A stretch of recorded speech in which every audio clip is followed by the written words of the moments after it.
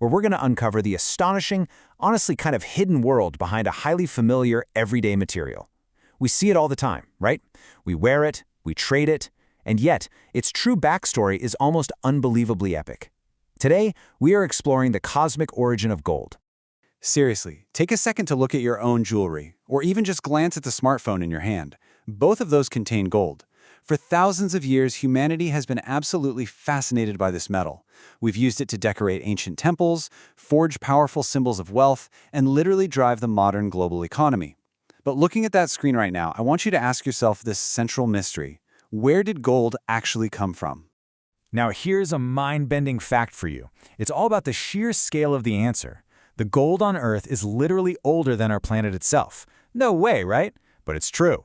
To really understand its origin, we can't just look at rocks or gold mines. We have to zoom way, way out, far beyond Earth, back to the unimaginably violent events that fundamentally shaped our universe. So, to wrap our heads around this, we first need to look at what gold is on a fundamental level. Gold is an element. Its chemical symbol is Au, which comes from the Latin word aurum. But the magic number at the core of this whole mystery is 79. That is the exact number of protons in a gold atom's nucleus. Unlike lighter elements like carbon, oxygen, or iron, gold simply cannot be created through ordinary chemical reactions. To make gold, nature has to painstakingly construct a nucleus with exactly 79 protons. And this brilliantly illustrates a huge divide in how elements are actually made. On one hand, we have ordinary stellar fusion. Billions of years ago, the universe was mostly just hydrogen and helium. Inside stars, nuclear fusion crushes these light elements together to create slightly heavier ones, like the carbon and oxygen that are absolutely crucial for planets and life. But stellar fusion hits a wall. It just cannot make something as heavy as gold. To build that 79-proton nucleus, you need the extreme, extraordinarily rare conditions of something physicists call the R process. So, what exactly is that? Well, the R process stands for the rapid neutron-capture process. Imagine a scenario so extreme that atomic nuclei are forcefully bombarded with a massive number of neutrons in just a fraction of a second. We're talking a blink of an eye, so incredibly fast it almost defies human comprehension. They rapidly capture these neutrons, becoming incredibly heavy and dangerously unstable.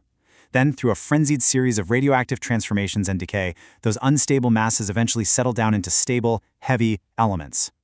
Elements exactly like our precious gold. Okay, but where in the universe could you possibly find the conditions to fuel this intense R process? For a long time, scientists suspected supernova explosions were the major source of heavy elements. However, observations have actually pointed us toward a totally different set of cosmic culprits, neutron stars. Neutron stars are the dead, incredibly dense remnants of massive stars. We're talking about an enormous amount of matter crushed into an object only a few tens of kilometers across. When two of these ultra-dense monsters lock into an orbit and eventually collide, the violence is just beyond comprehension.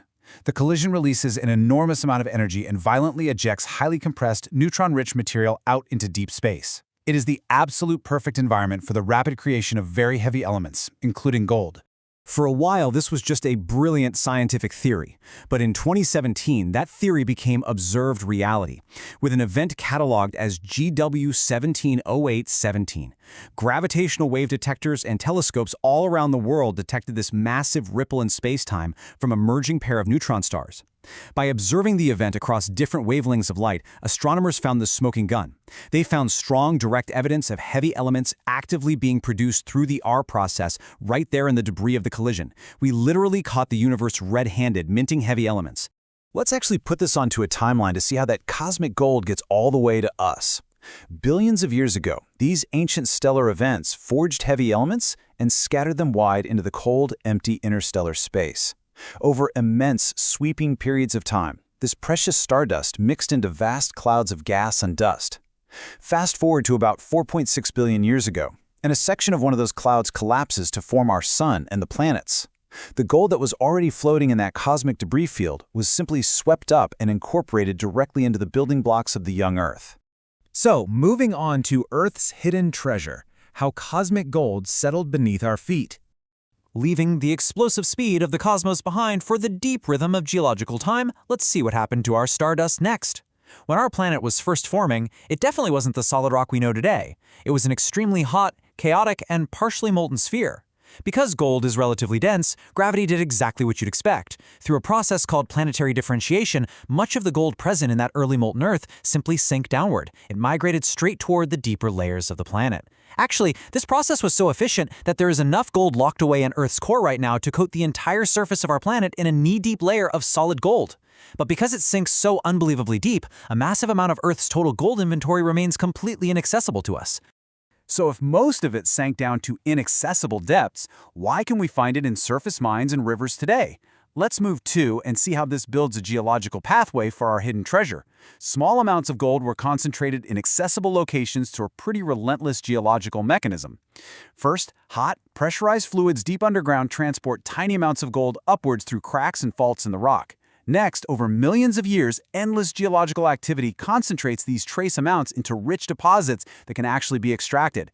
Finally, surface weathering and erosion break those rocks apart. Because gold is highly chemically resistant and doesn't react easily with water or oxygen, small particles survive this erosion, washing down and accumulating in river sediments to form what geologists call placer deposits. And when early humans eventually learned to recognize and collect this metal thousands of years ago, an instant global fascination was born. Ancient civilizations didn't know about neutron stars, obviously, but they immediately realized that this metal was utterly unique. It had a distinctive, beautiful color, it resisted corrosion completely, it was extremely rare, yet soft enough to be easily shaped into intricate jewelry and monuments. Because of these almost magical properties forged in the cold depths of space, mind you, gold became the ultimate terrestrial symbol for power, wealth, religion, and status across drastically different cultures. So, the crucial point is that our reliance on gold absolutely didn't stop with ancient jewelry or coins. It has scaled directly into our modern world. Today, gold is heavily utilized in electronics, aerospace technology, advanced medicine, and highly specialized scientific instruments. Its unparalleled electrical conductivity and its sheer resistance to corrosion make it incredibly valuable. Basically, whenever engineering requires absolute, uncompromising reliability, we turn to gold. Which brings us to our final thought for this explainer. Every single piece of gold we hold today carries this remarkable cosmic history. To beautifully summarize this journey, before it was a ring, a coin, or a bar, it was stardust, or more precisely, material forged in ancient cosmic cataclysms. That means the gold beneath our feet is far more than just a precious metal. So the next time you hold your phone or see a gold ring catch the light, ask yourself, what other ordinary objects around us are quietly hiding epic secrets from the dawn of the universe?